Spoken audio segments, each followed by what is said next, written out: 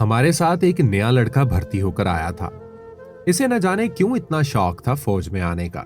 जुनूनी सा था, पागल, और खूबसूरत इतना था कि लिखूं भी तो लिख ना सकूं। इसकी शौक सी आंखों में एक अजीब सी दीवानगी टपकती थी। इसके सुर्ख गुलाबी होंठ, क्यूट सी नाक, मुस्कुराने पर डिंपल इसकी खूबसूरती की खुशबू थे। रंग ज्यादा गोरा नहीं था, लेकिन कशिश इस कदर थी कि जैसे कोई जन्नत से आया फरिश्ता है। पहले दिन इसके साथ जान पहचान हुई, गपशप लगाई। चूंकि मैं मेजर था और वो कैप्टन दानिश नाम था उसका, तो मैंने कहा, कैप्टन, कल से आप चार्ज संभाल लेंगे। आप अभी आराम कर लें, सफर से थक गए होंगे। रोबदार आवाज में मुझे सल्यूट किया। ओके सर, सलाम किया और चला गया। इसकी आवाज में भी एक अजीब सा कुछ था। दूसरे दिन परेड ग्राउंड में सबसे तारुफ करवाया गया। इसका इखलाक ऐसा था कि जैसे किसी बेजान को भी सांसें बख्श सकता था, किसी दुश्मन को भी सीने से लगा सकता था। चार्ज संभालते ही इसे कैंप की कुछ जिम्मेदारियां दी गई। वो अपनी ड्यूटी जिम्मेदारी से निभाता। दिन गुजरते गए, मैं उसके बहुत करीब आता गया। मुझे उसकी आदत होने लगी। वो इतना अच्छा था कि उसकी यूनिट के सिपाही भी उसे पसंद करते, दिल से उसकी इज्जत करने लगे। लेकिन वो कभी कभी बच्चों जैसी शरारतें भी किया करता था, जो मुझे बहुत भाती थी। खैर, वक्त के साथ साथ जान पहचान बढ़ी और हम बहुत अच्छे दोस्त बन गए। एक दिन बातों बातों में पूछा, इससे बताओ भाई, फैमिली में कौन कौन है? कहने लगा, सर, फैमिली में तो माँ है और 3 बहनें हैं। बाबा जान 1 साल पहले इंतकाल हो गया उनका।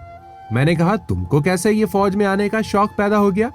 तो कहने लगा, मेरी बहनों को शौक था कि उनका भाई फौजी बने, वरना मैं अच्छा भला डॉक्टर बन रहा था।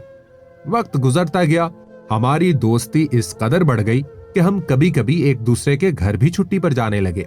वो अक्सर नूरजहां का गाना सुना करता था। ए पुत्र हटाते नहीं विक दे, की लबनी विच बाजार कुड़े। मैं उसे कहता था, इतना शौक चंचल सा लड़का और ये गाना सुनता है। कहता था, कभी ये गाना वक्त आने पर तुमको समझ आए।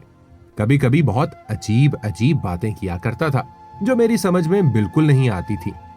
मेरी शादी थी, इसको इनवाइट किया। इसकी माँ बहनें सब मेरी शादी पर आए। बहुत अपनायत थी, बहुत एंजॉय किया हमने।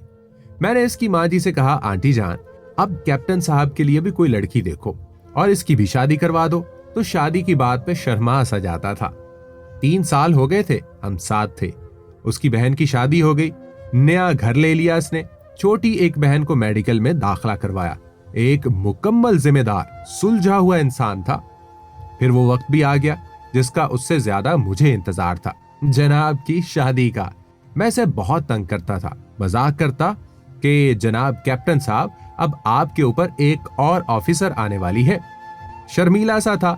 घर गया, मंगनी और शादी के दिन तय हुए। इसके बाद वापस आया, पूरी यूनिट को मिठाई बांटी। सबके साथ इतना घुल मिल चुका था कि जैसे वो हमारे जिस्म का कोई हिस्सा हो। खैर, जनाब की शादी का वक्त करीब आन पहुंचा। छुट्टी की दरखास्त दी, छुट्टी मंजूर हुई। तो इन दिनों बॉर्डर पे हालात कुछ ठीक नहीं थे, तो मैं बॉर्डर पर था। वो मुझे मिलने आया, सैल्यूट किया और कहने लगा, सर, आज रात 9 बजे मैं रवाना हो रहा हूं, आप भी परसों पहुंच जाना शादी पे।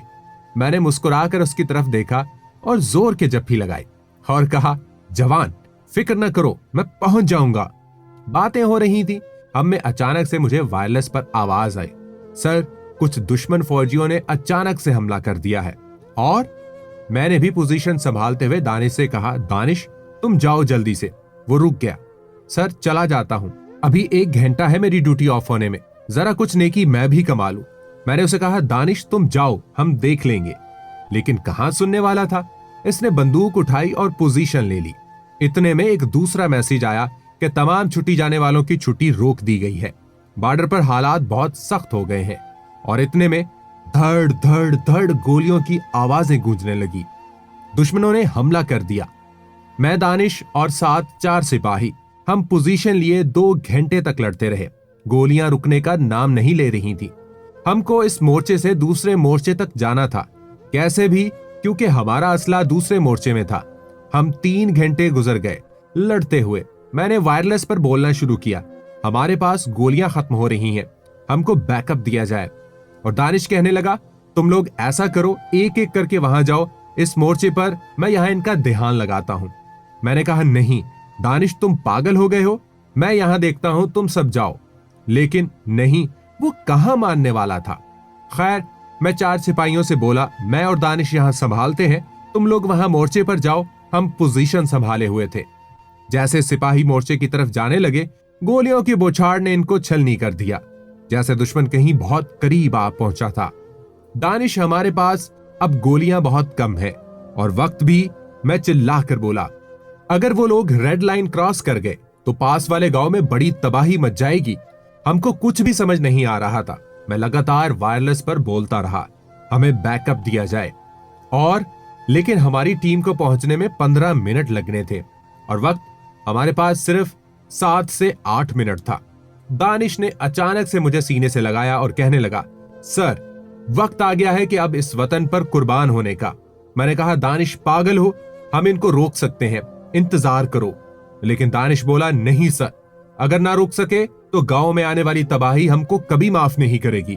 इसने ग्रेनेड अपने जिस्म से बांधा और बोला, मैं शहीद हो जाऊं तो मुझे दुश्मन के हवाले ना छोड़ना, मेरी मैयत को उनसे वापस ले लेना, अच्छे से दफन करना। मैं इसकी बातों पर रो रहा था। मैं क्या करता?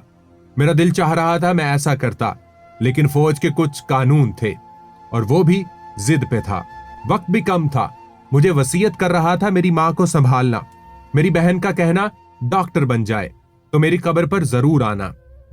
मेरी मां को कहना, शादी के अरमान जो थे मुझे उसके लिए माफ कर दे, जन्नत में हूरों के साथ मां का इंतजार करूंगा इंशाअल्लाह। अपना मोबाइल मुझे देकर कहने लगा, मेरी मां मेरा इंतजार कर रही है। मैंने कहा था 10 बजे पहुंच जाऊंगा, वो 10 बजे ना पहुंचने पर कॉल करेगी, बात कर लेना।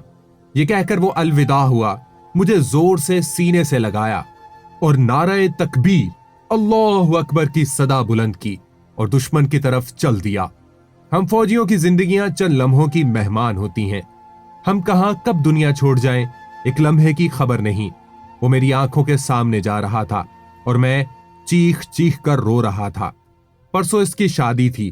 बहनें, मां, दुल्हन सब इंतजार में थे कि कैप्टन दानिश घर आ रहा है और यहां खुदा कुछ और प्लान कर चुका था। वो देखते ही देखते उनके पास पहुंचकर जोरदार धमाका हुआ और दुश्मन को जहन्नुम वासिल कर दिया। इसके जिस्म के टुकड़े टुकड़े हो गए। इधर वो शहीद हुआ, उधर उसकी मां का फोन आया। यहां रिंगटोन लगी हुई थी, ए पुत्र हटाते नहीं विकदे की लबनीए विच बाजार कुड़े। मेरा जब्त टूटा। मैं चीख चीख कर रोने लगा। एक हसीन फरिश्ता मुल्क पर कुर्बान हो गया। मैंने सल्यूट किया। इतने में टीम पहुंच चुकी थी। दुश्मन भी कुछ भाग मिले थे। मिशन कामयाब रहा। हम फौजी पराए होते हैं, हमसे नफरत ना किया करो। क्या पता किस गली में हमारी जिंदगी की शाम हो जाए। कैप्टन दानिश जैसे नौजवान अपनी जिंदगी की परवाह किए बिना मौत को चूम लेते हैं। खुदा नसीब वालों को यह दर्जा देता है।